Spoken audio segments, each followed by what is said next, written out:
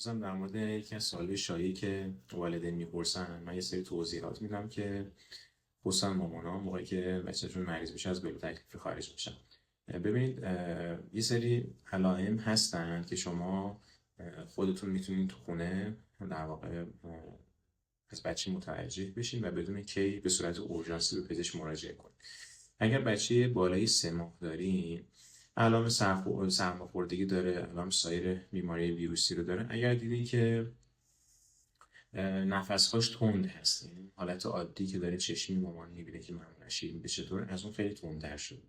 یا اینکه قسمت بالای جناح فرو رفتگی ایجاد میشه موقع نفس کشیدن، یا این قسمت پایین دنده ها باز یه فرو رفتگی موقع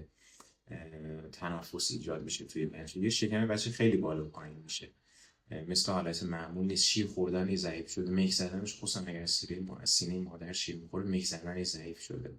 و اون خنده ها و ارتباط اجتماعی که داشته دیگه نداره، یعنی به شما نگاه میکنه نمیخنده یا اصلا به شما توجه نمیکنه. اینا الان خیلی مهمی هستن. حتی ما توی بیمارستان واسه ترخیص بیماری، یعنی که چه دارویی براش بزنیم چه آنتیبیوتیک بزنیم، اینا رو لحاظ میکنیم. همین چند تا نکته رو بدونیم خیلی راحت میدونیم که باید تو این شرایط به صورت اورژانسی به پزشک مراجعه